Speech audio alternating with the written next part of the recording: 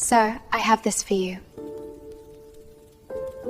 The billionaire who lived in silence every Christmas until the maid invited him somewhere unexpected.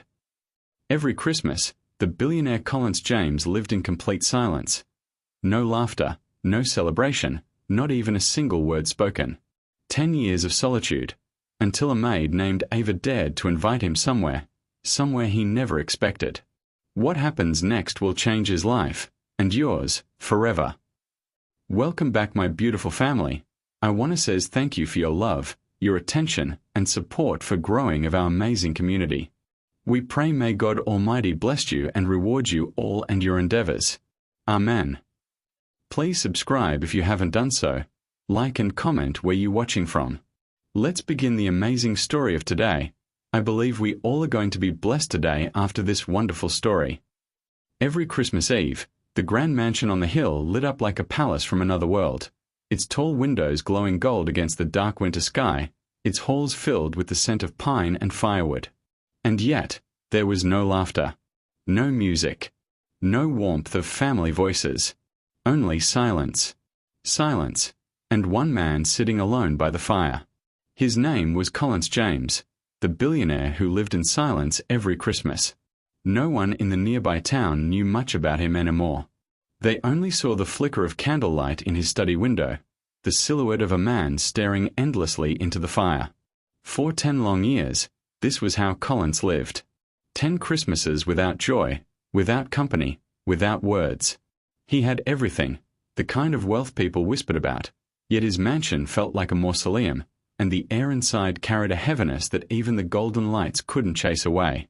Sound of a door creaking open. That winter, however, someone new walked into his world. Her name was Ava, a maid, young, soft-spoken, and with a kindness in her eyes that seemed almost out of place in that house. She had been hired just before Christmas, her first real job after years of struggling to care for her little brother. Most servants didn't last more than a week working for Collins James. The silence was too heavy. The rules too strict. He was polite, always, but distant. Every request came through notes, never words. But Ava wasn't like the others. She didn't fear silence. She listened to it. And in that silence, she began to sense something else. Not arrogance, not coldness, but grief.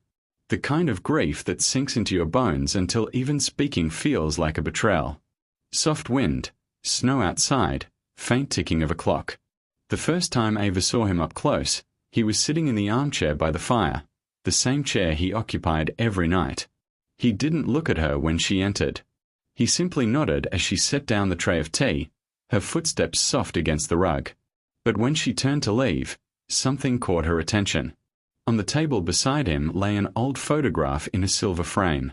A woman, smiling, her eyes bright, and a small child in her lap. Ava's heart tightened.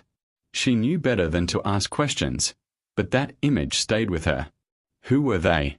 And why, every Christmas, did the billionaire surround himself with lights and gifts, only to sit in their shadow, alone? Pause, music fades, deeper tone. That night, in the quiet of the servants' quarters, Ava found herself writing a letter she would never send. "Dear Mr. James," she began. "I don't know your story, but I hope someday you remember what Christmas felt like before it hurt." She folded the paper and tucked it away. But fate has a strange way of reading the letters we never send. The days passed. Snow thickened outside. And though the house was cold, Ava started leaving small traces of life behind. Fresh candles lit in the hallway, a garland of pine across the stairwell, a bowl of apples on the dining table. The other staff noticed. They whispered that she'd be dismissed soon. "Mr. James doesn't like change," they warned. "He won't tolerate anyone touching his traditions." But Ava didn't stop. She didn't know why. She just couldn't stand the way the silence pressed against the walls, like the house itself was suffocating. Sound of fire crackling. One evening, while polishing the silver near the parlor, Ava heard footsteps behind her. Slow, careful. She turned, and there he was. Collins James, watching her quietly. For a moment, neither spoke. Then, In a voice that was low and rough, as if unused for years, he said just one word. "Why?" Ava froze. It was the first time she had ever heard him speak. She blinked. "Why? What, sir?" He gestured toward the garland, the candles, the soft music she dared to play from a small radio. "Why, all this?" Her heart raced. She could feel the weight of his gaze, the question deeper than the words themselves. She smiled softly. "Because, sir, even if no one's celebrating, Christmas still comes." He stared at her for a long moment, then turned away without another word. But that night, Ava noticed something new. He didn't extinguish the candles. He left them burning. Music swells, warm undertone. In that small act, something changed. The next morning, she found the fire already lit when she came downstairs. A cup of tea waiting on the tray, but this time, with 2 cups instead of 1. And though he said nothing, when she poured his tea, his eyes lingered on her just a moment longer. A spark. Faint, fragile, but real. Ava didn't know it yet, but she had just stepped into the heart of a story 10 years in the making. A story that began with silence, and would end with a single, unexpected invitation. They say the loneliest people build the biggest walls. But sometimes, all it takes is one quiet soul brave enough to knock. The days that followed felt different. Ava didn't know what had changed, but the air in the mansion had softened, like the echo of her laughter had left a small crack in the fortress of silence James had built. He still spoke little, but now and then, she'd hear the sound of his footsteps in the hall when she was decorating the grand tree in the foyer, or see him pause at the doorway when she hummed quietly to herself. For the first time in years, he seemed to be listening. Fire crackles, faint ticking clock.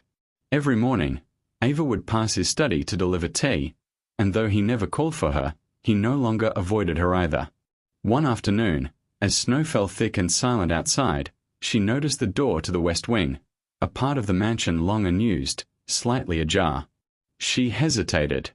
That area had always been locked. The other maids whispered it was forbidden, that Mr. James kept it sealed for a reason. But curiosity and compassion are close cousins, and Ava was both curious and compassionate. She stepped closer. Inside, the air was colder. Dust hung in stillness. There was a nursery, untouched for years. A crib. Tiny shelves with children's books. A rocking horse beside the window, frozen in time. Ava's breath caught. On the wall hung a framed painting.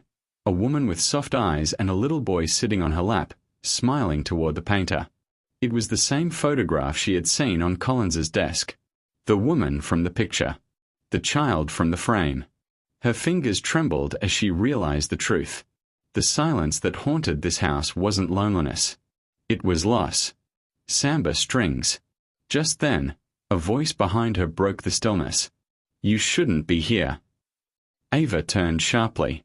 Collins stood in the doorway, his face pale, his eyes unreadable, like glass about to shatter. "I'm sorry," she stammered. "The door was open, and I—" He raised a hand slightly. "You saw enough." There was no anger in his voice, only exhaustion. She wanted to apologize again, but the sight of the room, the little chair, the forgotten toys, stole her words. He stepped past her, picking up a small wooden car from the floor. Dust clung to it, and his thumb brushed it clean in slow circles. "He was 5, Collins murmured. "My son. Jacob." Ava's chest tightened. He looks just like you." A sad smile flickered across his lips. "That's what everyone said." He placed the toy back carefully, as if afraid it might break. Then he looked out the frosted window. They died. Christmas Eve. 10 years ago. Music fades to silence, only wind remains. For a long time, neither spoke. Outside, snow whispered against the glass, and inside, the truth settled like a shadow stretching across the room. When Collins finally spoke again, his voice trembled, just barely. "There was a storm. I was abroad on business. I should have been here, but I wasn't." He swallowed hard. The car slid off the road. They were on their way to the airport to meet me. He stopped, his hands curling slightly at his sides. I've built empires, Miss Ava, he said softly. But I couldn't build back time. Ava's eyes stung.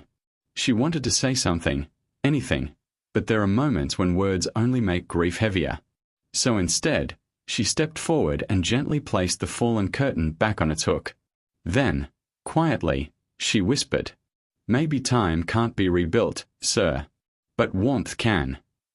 After that day, Collins didn't speak of it again. But something inside him had shifted. He began walking through the house more often, noticing the garlands, the candles, the soft smell of cinnamon from the kitchen. He started asking Ava small questions. Not about the mansion, but about her. Where she came from. Why she'd chosen to work here. She told him about her younger brother, Luke, a boy who loved Christmas lights but had been in and out of the hospital since birth. She spoke of their small apartment downtown, how she saved every coin she could to make sure he had something to smile about each December. Collins listened quietly, his expression unreadable. Then one evening, as she served dinner, he asked, "What does Christmas mean to you, Miss Ava?" She thought for a moment. "Hope," she said finally. "Even when it's snowing, hope tells you spring will come again." He nodded slowly. "Hope," he repeated, as if tasting the word for the first time in years. Sound of crackling fire grows louder. The following week, Collins did something no one expected. He invited the staff to decorate the main hall. For years, that part of the house had been untouched, the Christmas tree always assembled by professionals, impersonal and perfect. But this time, he asked Ava to oversee it. As laughter filled the corridors, faint but genuine, Ava caught sight of him standing at the staircase, watching quietly. There was a softness in his eyes she hadn't seen before. A man learning, slowly, to live again. Soft chime, transition tone. That night, as Ava finished tidying the parlor, she found a note on the tray beside the fireplace. It was in his handwriting. "Thank you for lighting the candles. CJ." She smiled, a tear escaping before she could stop it. But just as the mansion began to breathe again, something unexpected happened. The next morning, Collins was gone. No note. No message. Just silence, returned. The staff whispered that he'd left for business. Ava wasn't so sure. She searched every corner of the house, and then, at the very edge of the garden, she saw him. Standing alone before two gravestones dusted in snow. She didn't dare approach at first. But when he turned and saw her there, he didn't send her away. Instead, he said quietly, "It's been 10 years today." Ava's breath caught. Christmas Eve. He knelt, brushing snow off the names carved into stone, Lillian James. Jacob James. Then he looked up at her, his voice barely audible. "I thought I'd forgotten how to speak to anyone. But you remind me of what used to matter." Tears welled in her eyes, but before she could respond, he continued, "I don't belong here anymore, Ava. Every corner of this place is an echo. Maybe it's time I left it behind." She stepped closer. "And go where?" He gave a small, weary smile. "Anywhere that isn't haunted." Music darkened slightly, emotional tension builds. But Ava shook her head. "You can't outrun grief, Mr. James. You can only walk through it." He looked at her, and for a heartbeat, just one, something unspoken passed between them. It wasn't romance. Not yet. It was understanding, raw and human. He looked away, his jaw tight. "Go back inside, Ava." She hesitated, but obeyed. That night, the fire burned lower than usual. And the next morning, he was gone again, this time, completely. Ava found only a note on his desk. "Thank you for the light. You deserve a Christmas better than this house can offer. Collins." Returns, hopeful but uncertain. Days passed. Christmas morning came and went. The mansion felt empty again, like a wound reopened. But Ava couldn't shake the feeling that this wasn't the end. Something told her Collins wasn't running away this time. He was searching for something, or someone, who could remind him why life still mattered. Soft piano returns, gentle closing. And she was right. Because the next letter she received from him would change both their lives forever. It would begin with 3 simple words. Come find me. 3 days had passed since Christmas. The snow was melting along the drive, but the mansion still felt hollow, like the echoes of laughter had packed up and left with the man who'd once filled its silence. Ava tried to return to her routine, but every corner reminded her of him. His chair by the fire, the untouched teacup on the tray, the faint scent of cedar and smoke that lingered in the air like a memory refusing to fade. She kept asking herself the same question. Why leave without goodbye? Then, one morning, she found the answer. Soft paper rustling sound. A letter, slipped under her door, sealed with wax. Her name written in the familiar, deliberate handwriting she'd come to know so well. Ava, if you're reading this, it means I've finally done what I should have done years ago, left this house behind. But there's something I need to do first. You once said Christmas means hope, that even in winter, spring will come again. I want to see if that's true. Come find me. I'll be waiting where the sky meets the sea. Collins. Ava's heart pounded. She turned the letter over. No address. Just those words, where the sky meets the sea. It wasn't much, but it was enough. Soft traveling music begins. The next day, Ava left the mansion behind. She took a small suitcase, the money she'd saved, and boarded a train heading north, following the old coastal routes where Collins's family had once owned property. Hours turned into a day. The landscape changed, from snow-covered fields to cliffs that met the restless sea below. She asked the conductor if there was a place nearby where the sky met the sea. He smiled faintly. There's a lighthouse past the cove. Folks call it that, Sky's Edge. Nobody's lived there in years. Ava's breath caught. A lighthouse. A place of light for those lost in darkness. Of course. It was exactly where Collins would go. Sound of ocean waves, wind stronger now. When she arrived, the sky was painted grey, and the sea crashed against the rocks with a deep, rhythmic roar. At the edge of the cliff stood the lighthouse, tall, weathered, its red paint faded by salt and time. And there he was, standing by the railing, his coat whipping in the wind, eyes fixed on the horizon. For a moment, Ava just watched him. There was something peaceful, almost fragile, about the way he stood there, as if he had finally made peace with the silence that had once imprisoned him. When she approached, he turned. And for the first time since she'd met him, he smiled, not the polite, controlled kind, but one that reached his eyes. Ava, he said. Her name sounded strange on his tongue, like a word rediscovered. She laughed softly through the wind. You didn't make it easy to find you. I wasn't sure you would, he replied. I almost didn't, she said honestly. But your letter. She looked out toward the sea. I couldn't ignore it. He nodded. I wasn't sure what I was looking for when I left the mansion. I thought maybe I was chasing ghosts. But being here. He paused. It feels like breathing again. They sat on a weathered bench near the lighthouse, wrapped in the quiet music of waves. Collins told her about how this was the place he had once promised to bring his wife and son, before everything happened. Lillian loved the sea, he said, his voice gentle. Said it made her feel small, but free. I never brought her here. I was always too busy building something else, a business, a name. I thought there'd be time. Ava listened, eyes glistening. Time doesn't heal, Ava, he said, staring at the water. It only teaches you to live with the ache. But somehow, you made that ache quieter. She looked down, unsure what to say. Then, after a long pause, she reached into her pocket. I brought you something. She pulled out a small envelope, old, folded, worn. He frowned slightly. What is it? She smiled softly. A letter I wrote but never sent. The first week I worked for you. She handed it to him. He opened it carefully. Inside were her words, simple, sincere, written in shaky handwriting. Dear Mr. James, I don't know your story, but I hope someday you remember what Christmas felt like before it hurt. Collins's eyes glistened as he read. He looked up at her, his voice breaking. You have no idea what those words mean to me. Ava swallowed the lump in her throat.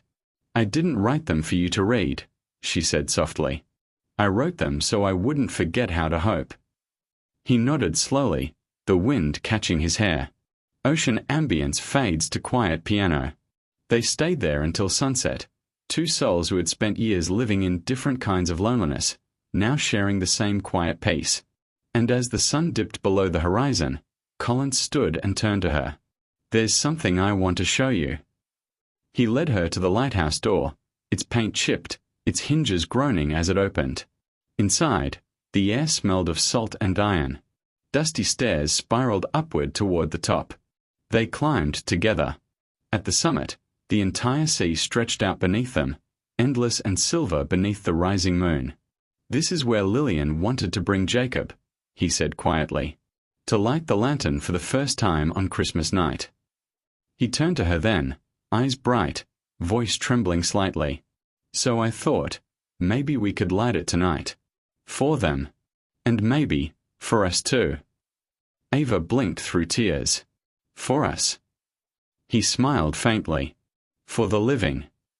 Soft crescendo, piano and violin. Together, they climbed the final steps. He reached for the lever, but hesitated, his hand shaking slightly. Ava placed her hand over his. Let's do it together, she whispered. And as the great light ignited, flooding the ocean with gold, something inside both of them broke and healed at once. The beam cut through the darkness, sweeping across the waves like a heartbeat, steady and alive. For the first time in 10 years, Collins James was no longer the billionaire who lived in silence. He was just a man, standing beside someone who had reminded him what light could mean. Music softens again. As the night deepened, they stood side by side, watching the sea shimmer beneath the beacon's glow. I don't know where life goes from here, Collins said quietly. Ava smiled. Maybe we don't have to know. Maybe we just walk through it. He nodded, and for the first time, laughter slipped from his lips. Soft, hesitant, but real. It echoed through the tower like a forgotten song coming back to life. Fade to wind and waves. They stayed at the lighthouse until morning. And though the world outside didn't change, something inside them had. Collins had found the courage to speak again. And Ava, she had found the courage to stay. But what neither of them knew was that the world they had just begun to rebuild was about to be tested. Because the next letter that arrived wasn't from him. By dawn, the world around them had softened into quiet gold. The sea was calm. The air smelled of salt and new beginnings. Ava and Colin stood in the lighthouse doorway, watching the first sunlight touch the water. For the first time in a decade, he wasn't afraid of Christmas morning. He didn't think of what he'd lost, but of what had found him. And though neither said the word hope, it filled the silence between them. Sound of kettle whistling, soft domestic tone. Over the next few days, life at the lighthouse took on a rhythm. Ava cooked simple meals, tea, bread, stew, while Collins repaired the rusted railings and the cracked windows. In the evenings, they'd sit by the lantern room, sharing quiet stories. She told him about her brother's dream, to see the ocean someday. Collins smiled faintly. Bring him here when he's better, he said. He deserves this view. Ava nodded, but her eyes fell, and that's when he saw it. The flicker of worry she couldn't quite hide. He frowned gently. Ava, what's wrong? She hesitated. Luke's condition. The doctors say he'll need surgery soon. I've been saving for it, but... Her voice trailed off, fragile. Collins stared at her, the woman who had brought light back into his world, who had asked for nothing in return. He reached into his coat pocket, pulled out a folded check. But before he could speak, she stopped him. No, she said softly. Please, don't. He blinked. Ava. You've already given me enough, she whispered. You gave me courage. She smiled, though tears shimmered in her eyes. I want to save him my way. You taught me that healing means walking through the pain, not avoiding it. Collins stared at her for a long moment, then slowly folded the check and put it away. In that silence, he understood something he never had before. Strength wasn't in building empires. It was in letting others stand beside you, without trying to fix them. Sound of waves deepening, mood shift slightly. A few days later, the mail arrived by boat, rare, unexpected. A small envelope, addressed to Collins James. He frowned, breaking the seal. Inside was a letter. No signature. Just a single sentence written in neat, slanted handwriting. The truth about Lillian's accident was never told. Collins's hands froze. His eyes darkened as he read the words again.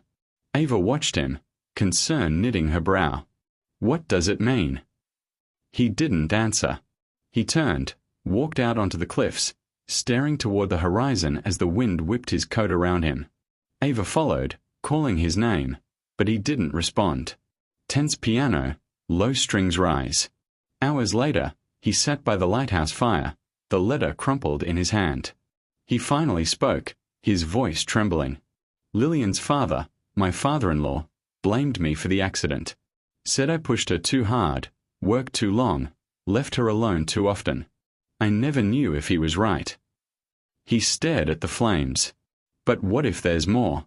What if she wasn't supposed to be on that road? Ava knelt beside him. You think someone else was involved? He didn't answer. His jaw clenched, eyes distant. That night, he didn't sleep. He sat awake by the window, the letter on the table beside him, watching the waves crash below. By morning, he'd made a decision. I need to know, he said quietly. If the truth exists, I can't keep living without it. Ava hesitated. Then I'm coming with you. He looked at her, startled. Ava. I'm not asking, she said softly. Wherever this road goes, I'll walk through it with you. He didn't argue. He just nodded. Travel montage music, soft strings, train sound, rain tapping on glass. They left the lighthouse behind, the beams still burning behind them like a promise. The journey took them back to the city, to the past he'd sworn never to face again. Every street, every building whispered old memories. And there, in an old hospital downtown, the truth waited. Music drops to near silence. Collins met with the one person still alive who had been there that night, a retired chauffeur, Mr. Graham. The man trembled as he spoke. Sir, your wife wasn't supposed to drive that night. I was. But she insisted. She said she had to see you. She'd found something she didn't want you to learn from anyone else. Collins's breath caught. What do you mean? The man looked down. She'd found the documents about the merger. The one that destroyed her father's company. She believed you did it deliberately. Collins's world went still. He remembered the argument, the phone call cut short, the last word she'd said. You're not the man I married anymore. And then, silence.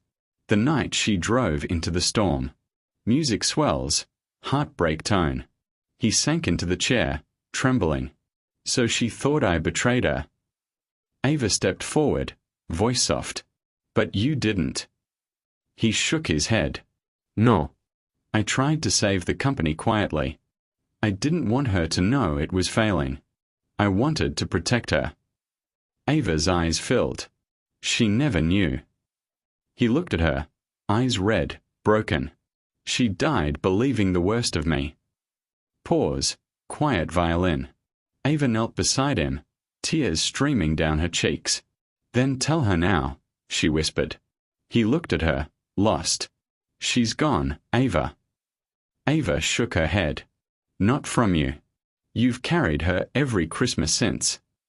She took his hand, trembling. Let her go home, Collins. Not the mansion, you. Let her go home through you.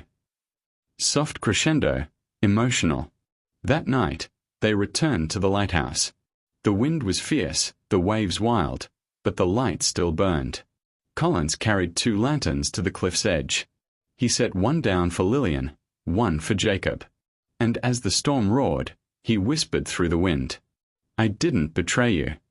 I loved you more than I ever said. And I'm sorry I couldn't tell you before it was too late." Then, for the first time, he let the tears fall freely. Ava stood behind him, silent, until he turned, his face wet, his shoulders trembling, and whispered, "Thank you." She smiled through tears. "For what?" "For staying," he said. "For not running from my ghosts." She looked at him softly. "We all have ghosts, Collins. The trick is learning to invite them to sit beside us, not drive us away." Music softens, hopeful tone returns. That night, as the storm finally quieted, Ava poured 2 cups of tea and placed them beside the fire. They sat together, the silence between them no longer heavy, just human. And when she rose to leave, Collins stopped her. "Ava," he said, his voice tender, "you once said Christmas means hope. Would you stay for one more?" She turned, smiling. "Where would I go?" He hesitated, then added, "I don't mean tonight. I mean next Christmas. Here, at the lighthouse." Her eyes shimmered. "Only if you promise to invite me somewhere unexpected." He laughed softly. "Where would that be?" Ava smiled. "Back into your own life." Piano fades to warmth and peace. Sometimes, love isn't fireworks or grand gestures. Sometimes, it's simply the quiet promise to return, to show up again when the world turns cold. And for Collins James, that promise became everything. Because for the first time in a decade, the billionaire who lived in silence had someone to speak to, and something to believe in again. The days that followed were quiet, yet alive. Collins and Ava had returned to the lighthouse, each carrying fragments of the past, each learning to breathe again. But the heart remembers pain longer than the mind remembers joy. Collins had promised himself he would never let another Christmas pass in silence. And Ava, she had kept her promise too, to stand beside him, even when shadows stretched long across their hearts. It was Christmas Eve again. The lighthouse had been cleaned, repaired, and decorated in the simplest, humblest way. A wreath of pine, lanterns casting warm light, a small table set for 2. But tonight, something extraordinary would happen. Soft crackle of fire, faint jingling of wind chimes. Ava had prepared a surprise, something small, yet monumental in its meaning. She turned to Collins, who was busy adjusting the lantern atop the cliff. "Close your eyes," she said, voice trembling slightly. He raised an eyebrow but obeyed. The wind whipped around them, carrying the scent of salt and frost. "Now," she whispered. From the shadows of the lighthouse path, tiny figures emerged. Villagers, children from nearby towns, families who had been quietly invited by Ava over the past weeks. Each held a lantern or candle, each smiling softly, uncertain but trusting. Collins's hands froze. His heart raced. He opened his eyes slowly. The lighthouse, once a solitary monument to grief, was now alive with light and life. And there, at the center, stood Ava, holding 2 small lanterns, one for him, one for herself. "Why?" he whispered, voice cracking. Ava stepped forward. "Because, Collins, no one should stand alone in the dark. Not on Christmas. Not ever. Not you." Music swells, gentle strings and piano, emotive. Collins felt tears burn behind his eyes. For a decade, he had believed that he deserved the silence, that no one could understand the depth of his loss. But here, before him, was proof that hope could still find him, that love could still reach him. He looked at the gathered faces, at the children's eyes reflecting the lantern light, at Ava standing strong and smiling softly, and something inside him shifted. He remembered Lillian's laughter, Jacob's small hands reaching for his own, the warmth of their voices, now long gone, now impossible to hear, and yet, somehow, present. With a trembling hand, Collins took Ava's lantern. "Then, let's light them together," he said. Side by side, their hands brushed, and together they raised the lanterns. The light leapt into the sky, caught by the wind, soaring over the cliffs and ocean like a heartbeat echoing across time. For a long moment, neither spoke. Only the sound of waves and the gentle wind. And then, Collins whispered, "For them, and for us." Ava's smile was soft, tearful, unwavering. "Yes. For all of us who are still here." Slow crescendo, violin and piano rise, then soften. And then, a child from the village ran forward, holding a small wooden toy boat. "For your son," he said, offering it shyly to Collins. Collins took the boat, his hand shaking. He knelt beside the boy, whispering something inaudible, and the child smiled, unaware of the weight he had lifted from a broken man's heart. It was the climax of a decade-long grief, a moment of acknowledgement, remembrance, and rebirth. But the story wasn't over. That night, as the party of light dispersed and the village returned home, Collins and Ava sat on the lighthouse steps, wrapped in blankets, holding hands. "I never thought I'd laugh again," Collins admitted softly. "Or even hope." "You don't have to hope alone anymore," Ava said, squeezing his hand. He turned to her, vulnerability exposed, and asked quietly, "Will you stay with me? Not just tonight, not just for Christmas." Ava's eyes shone with emotion. "If you'll let me," she whispered. He nodded. "I'll let you. I've spent 10 years in silence. Maybe it's time I learned to speak again. Time I learned to live again." Music swells, warm, soft, and full of resolve. The wind shifted. The lighthouse beacon swept across the cliffs, over the ocean, across the night sky. It caught in Collins's eyes, reflecting the tears he refused to hide. And as the beam fell on Ava's face, he realized something he hadn't dared in years. He was alive. He was capable of love. And, most importantly, he was ready to let go of the past. In the days that followed, the mansion remained empty, but Collins no longer needed it. His heart had found a new home, not a place, not a structure, but a shared life, a shared warmth. Ava stayed. They rebuilt their lives together, small step by small step. Every Christmas, they returned to the lighthouse, each lantern a promise, each wave a reminder that love and grief could coexist, that healing wasn't forgetting but carrying forward. And 10 years of silence melted into laughter, conversation, and quiet moments of joy.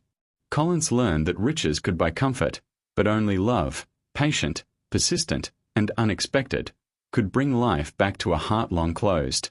The lighthouse remained their symbol. Its beacon, a constant reminder that even after darkness, there is always light. And for Collins James, the billionaire who had lived in silence every Christmas, silence was no longer a prison. It had become a companion, a teacher, and finally, a bridge to the one person who had reminded him what it meant to live, truly live, again. Piano fades, waves crash gently, warm outro music. Sometimes, the greatest gift is not wealth, or success, or a mansion filled with gold. Sometimes, the greatest gift is someone brave enough to invite you, somewhere unexpected. And sometimes, that invitation changes everything. Silence, faint wind, echoing waves. We really appreciate you all for taking your precious time watching. Please, before you leave, don't forget to subscribe, like, and comment where you are watching from. Thanks for the love.